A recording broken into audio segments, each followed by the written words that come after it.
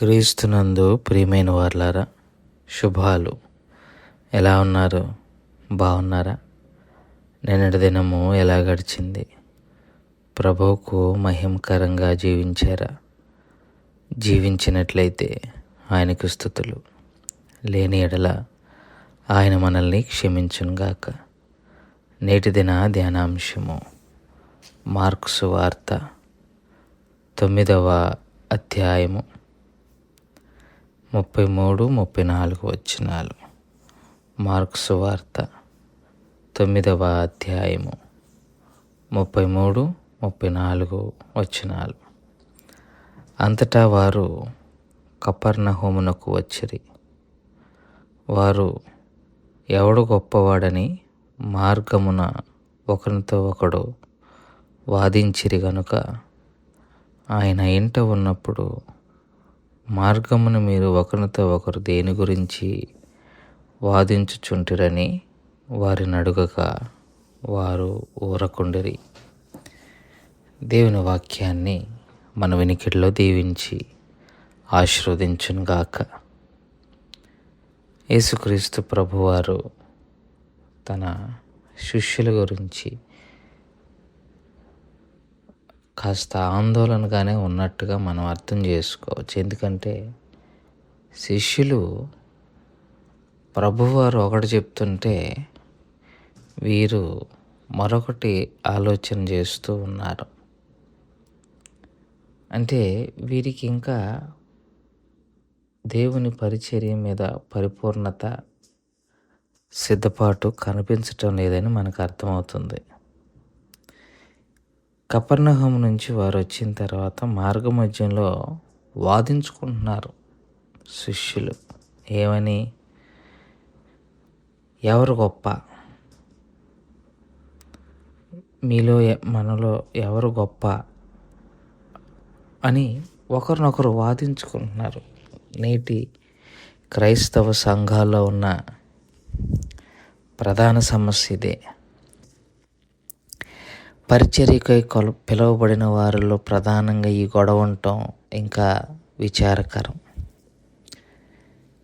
సంఘ కాపరుల్లో కూడా ఇటువంటి నీవు ఎక్కువ నేను తక్కువ అన్న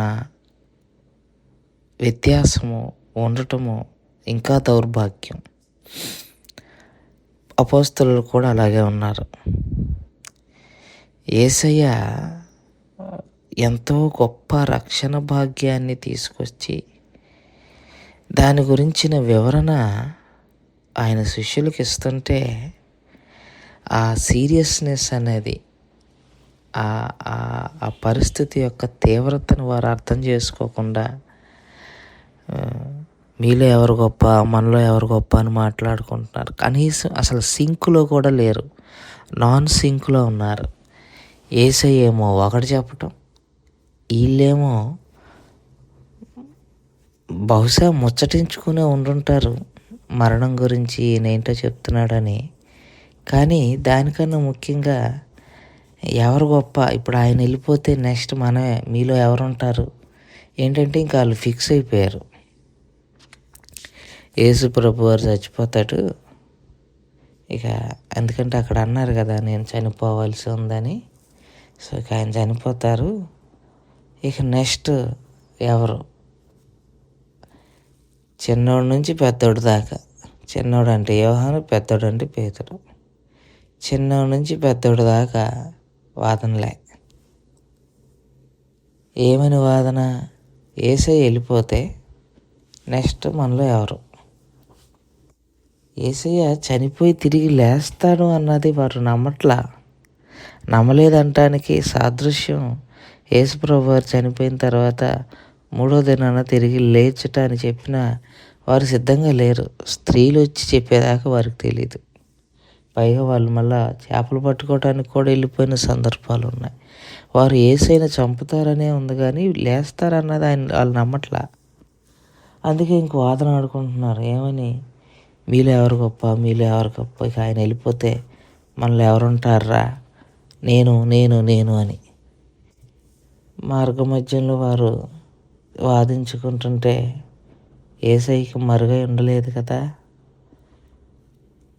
ఆ ఇంట్లోకి ప్రవేశించినప్పుడు, అవును గాని ఏంటి మీరు దారిలో మాట్లాడుకుంటున్నారు అని యేసయ్య అడిగినప్పుడు దెబ్బకి సైలెంట్ అయిపోయారు. మాట్లాడటానికి కూడా వారి దగ్గర అవకాశం లేనటువంటి పరిస్థితిని మనం చూడగలుగుతున్నాం. వాస్తవం మనల్ని ప్రశ్నిస్తే ఇలాగే ఉంటుంది, మాటలు రావు.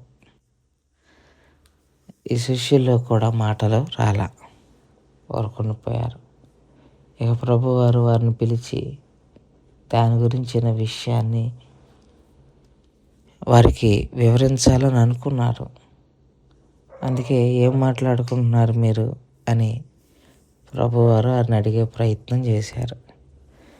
కనుక ఈ ఉదయకాల సమయంలో మనలో ఎవరు గొప్ప అని వాదులాడుకుంటే దేవుని పరిచర్య ముందుకెళ్తాం. ఎవరో గొప్ప కాదు, ప్రభువే గొప్ప. మనందరం ఆయన కోసం పనిచేయాల్సిన వారం. అంతేకాని ఎవరు గొప్ప అని కూర్చుంటే ఎప్పుడు తెగేది కాదు, ఎప్పుడు తెలియదు కాదు. అందుకే he is the only perfect one. ఆయనే సరైన దేవుడు, పరిపూర్ణమైన దేవుడు. ఆయన తప్ప ఎవరు పరిపూర్ణులు కారు, గొప్ప కాదు. ఈ సత్యాన్ని గ్రహించుకోవాలని మనం చేసుకుంటూ ఈ మాటలు ముగిస్తున్నాను. దేవుడు దీవించును గాక. ప్రార్థన చేసుకుందాం. మమ్మల్ని మిక్కిలిగా ప్రేమించిన మా ప్రియ పరలోకపు తండ్రి, మీ పాదాలకు స్తోత్రాలు. చెప్పబడిన వాక్యాన్ని బట్టి మీకు స్తోత్రాలు. విన్న వాక్యము మా హృదయంలో భద్రపరుచుకొని వాక్యానుసారంగా జీవించగలిగిన కృపాభాగ్యం వారికి దయచేయగలని యేసుక్రీస్తు ప్రభు వారి పుణ్యనామంలో అడిగి వేడుకుంటున్నాం తండ్రి.